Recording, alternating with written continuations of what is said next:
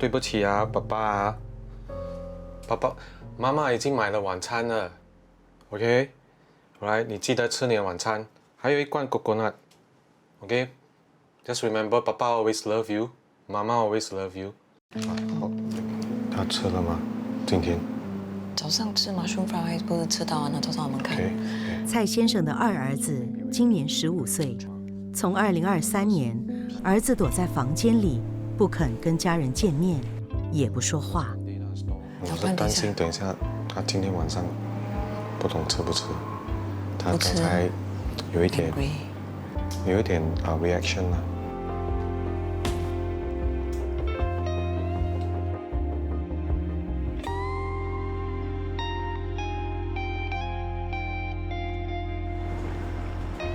3个小孩子都在上学了，大的现在已经在高中，小的今年小6，第二的原本应该是今年中3的，可是他已经2、3年没上学了，直到现在没办法跟他沟通，不是说我们不跟他沟通，他不愿意跟我们沟通。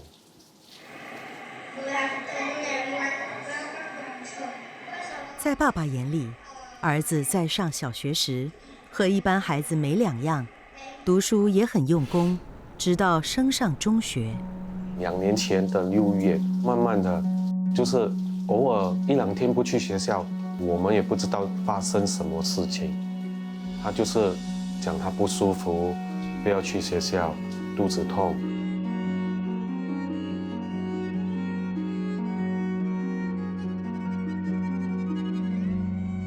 天天都抱着希望，希望他出来，能做的我们也尽量做，带他去看心理医生，他也不愿意开口。心理医生就跟我们讲 ，There's nothing we can do for you。那句话到今天深深的烙印在我心里。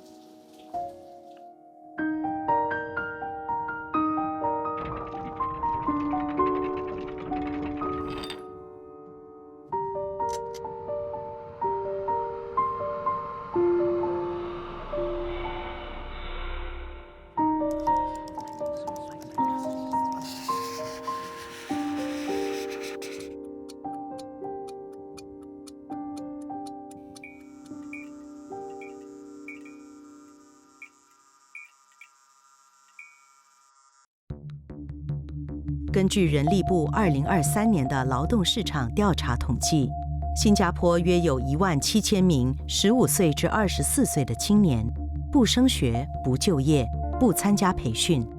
他们当中有些是隐蔽青年，超过6个月把自己封闭在狭小空间，没有参与社会活动，也没有精神疾病记录。I'm 19 this year. I'm studying in poly and I'm looking to pursue uni after my NS ends, which is probably next year. It was from around Sec 2 to the end of my second year of Sec 3 because I had to repeat a year in Sec 3. Kenneth 不想上学的那段期间，刚好碰上冠病疫情爆发。It was like a continuous cycle of just sleeping, waking up, eating, playing games, eating again, going to sleep. Sometimes it would even get like mixed up during days and nights. So on the days that I actually did feel like going to school, I would have been playing games all night and I wouldn't have the energy to go to school afterwards. 当时 Kenneth 和妈妈住在3房式祖屋，但是母子之间说不上几句话。I don't think I was very in tune with my own feelings back then. I thought everyone didn't understand me, so I didn't want to understand them back either. It was quite tough, to be honest. Every time my mom would ask me, why am I at home? Why am I not in school? Eventually, it would just lead to fights, as very verbally abusive. 隐蔽青年封闭自己，寻找内心的答案。青春岁月也在房间里一个人度过。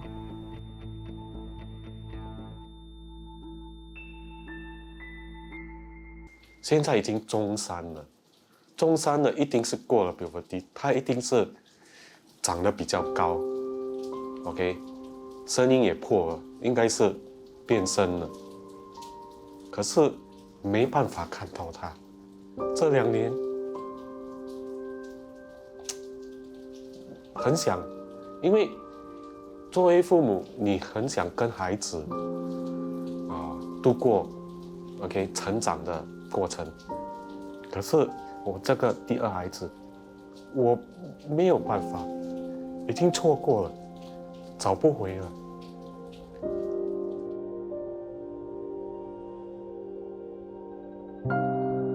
只有一个希望，希望他有一天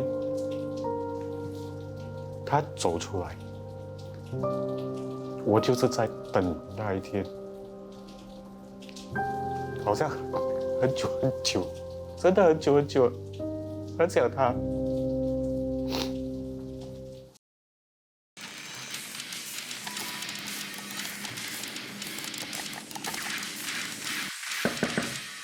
阿哲，我觉得我们还是要多给阿哲一些时间。也就是这样，孩子才跟你说，他已经几岁了？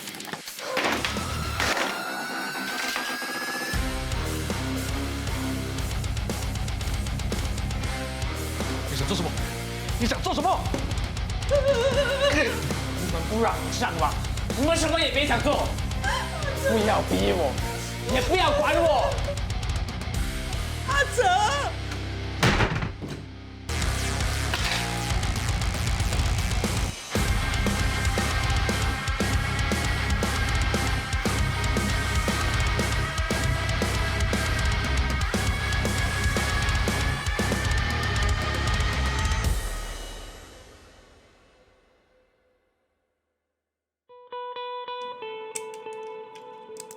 在我的字典里，没有失败这2个字。我起码也是一名快捷源流的中学生。小学我开始学机器人编码，中学也代表学校机器人研究所去比赛。这是你做的？嗯。看起来没有什么特别啊。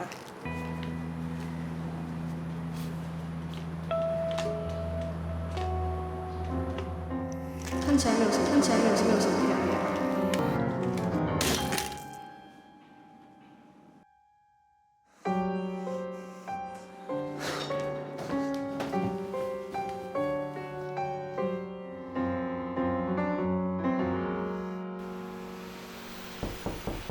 阿哲，现在都几点了？你怎么还不起来啊？上学要迟到啦！吵死了！我不要去上学。你都已经好几天没上学了，妈，老师都打。你知道你很烦吗？上学读书已经没有意义了，老师根本不了解我，上课也是睡觉，我不如留在家里睡，你就不要再烦我了。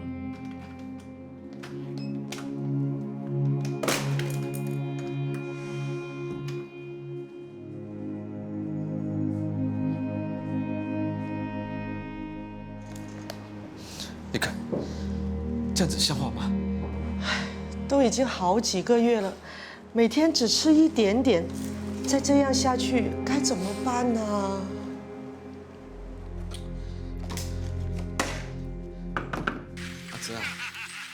阿哲啊，你到底想怎样啊？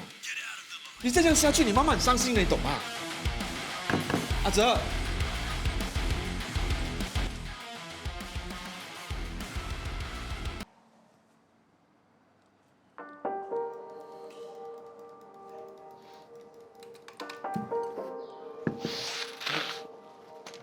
阿哲，3个月、6个月、1年，原来完全不需要出门。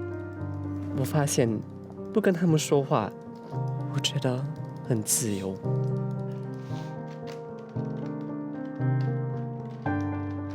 他都不理我们的，我们都不知道究竟做错了什么。你这个儿子，他是无药可救了吗？什么你？儿子也是你的好不好？什么都怪到我头上，因为都是你宠坏的。我为这个家已经尽心尽力了，你怪我？阿哲，你给我出来！你看看你姐姐，她都不像你这样的啊。走开，走开！我不是姐姐，你们滚！你看你这儿子，阿哲，给我出来！你不出来我就……喂，给我出来！干嘛？给我出来！你干嘛？给我出来！干嘛？一年多人躲多久？去上学，给我去上学！我不要上学！不要上学！不要上学！不要上学！走开！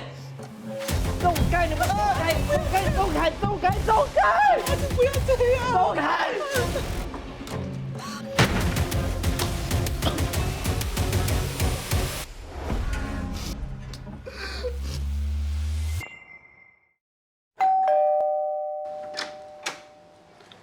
你好，请问是阿哲的爸爸吗？是啊，我是张社工，是飞跃的社工。请问阿哲的具体情况是？只是半夜才肯出来洗澡，一直在房间里面不出来。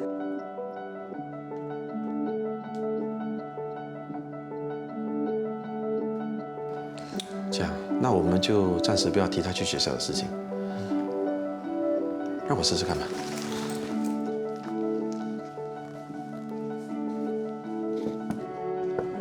阿哲，阿哲你好，我是张社工，我很想认识你。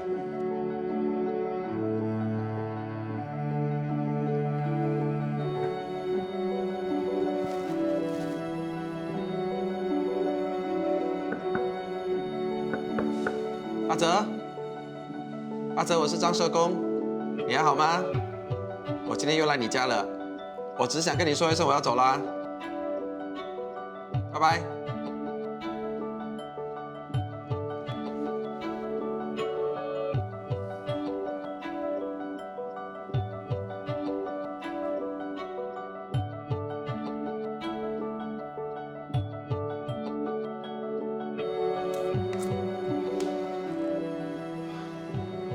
他几时愿意改变，愿意打开心结，我们都不知道，只能等待，多一点耐心吧。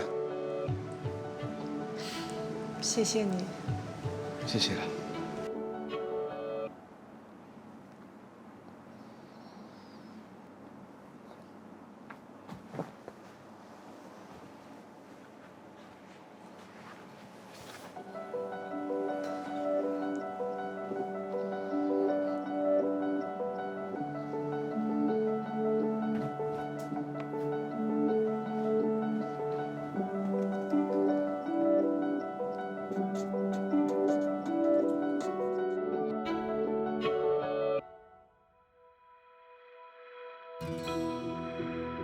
我是张德仁，我是负责这个个案的一个社工，我们一步一步把他带出。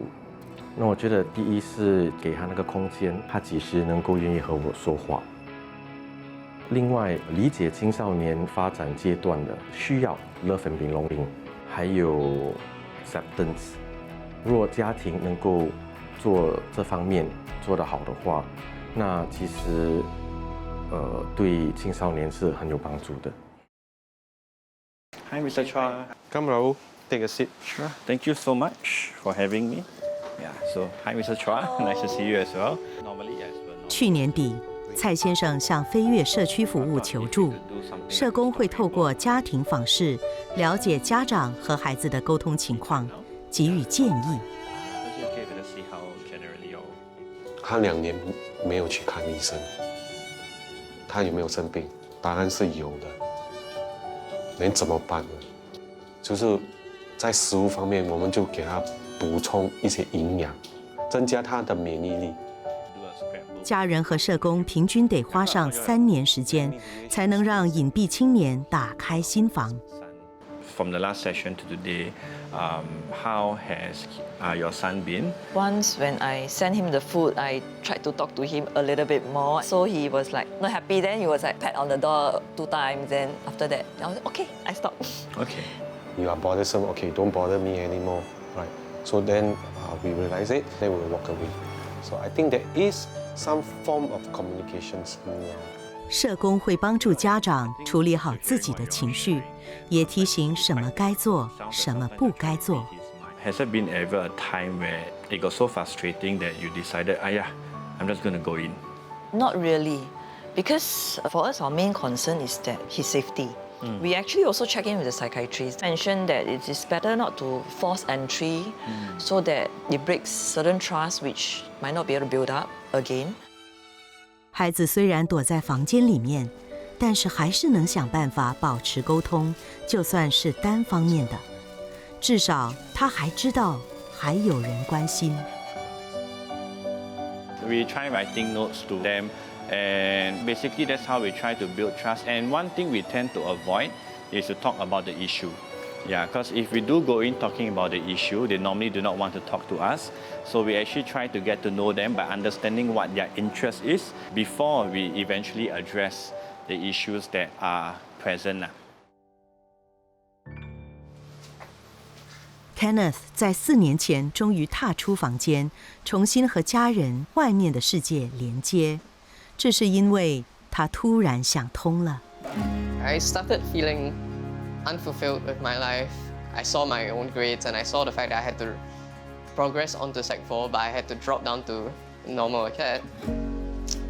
I felt then that I really needed a change. If not, it's not going to work out for me and I'm not going to have a foreseeable future to look forward to.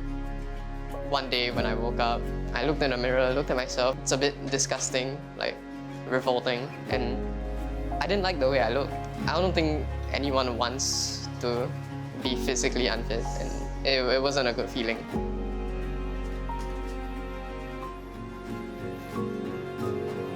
When I was starting to return back to school, I think the two people who helped me the most was my grandmother, because she was the one waking me up every morning, making sure I got up in time.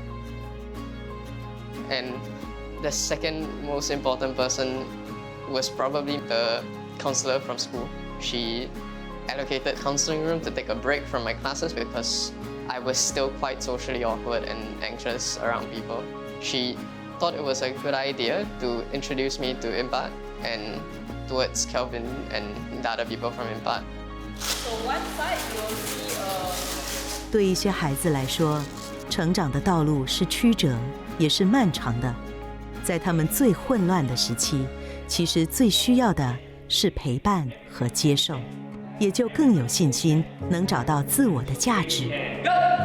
Very good. Ready and go. Now. I think the most important way that it helped me is to keep showing up for those boxing lessons. It led me to believe, hey, if I can do this, why can't I do this for school as well? The second way that it helped me, like, where do you want to see yourself in like 5 years, that kind of questions. What I want to achieve, what goals am I looking at? What do I want out of myself in the future? During my Sec 1 and Sec 2, that I actually had a dream and a passion that I wanted to pursue, which was a career in law. It definitely inspired me to go ahead. What the component about the good work is about your future. Most young people, when I meet them for the first time in the programs, right, we always ask them, like, oh, why do you go to school? Everyone is doing this, that's why I'm doing it, right? But it's never a reason for themselves. For us, what we want to do is to help them to give them their own reason. Of course.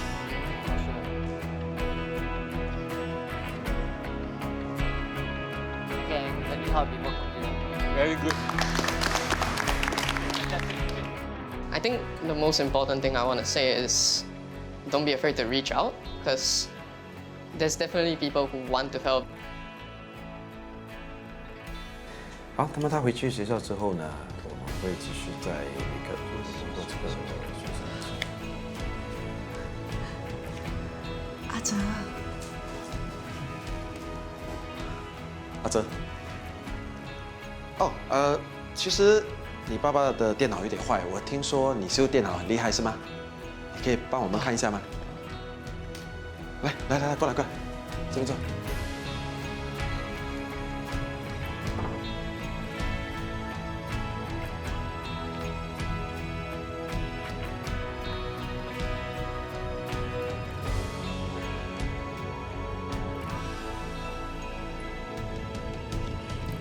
真的修好了。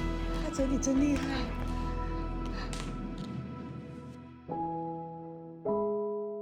这个过程真的不是一些普通爸爸妈妈能承受的。所以我就是愿意走出来，愿意为这些孩子发声，愿意为这些父母发声。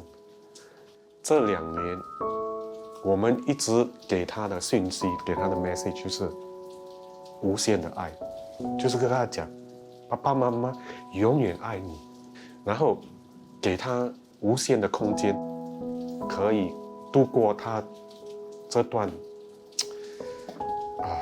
不容易的阶段。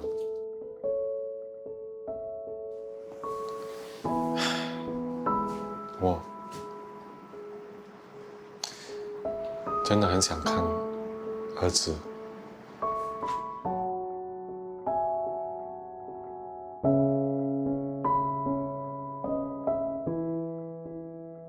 年轻的一代，慢慢的觉得这忙碌的社会越来越找不到人生的意义。重点是让他们觉得父母接纳他们，然后设法从他们的爱好、他们的兴趣，了解他们要的是什么，他们想成为的是怎么样的一个人，透过不同的方式感受到成功，还有能够有意义的贡献这个社会。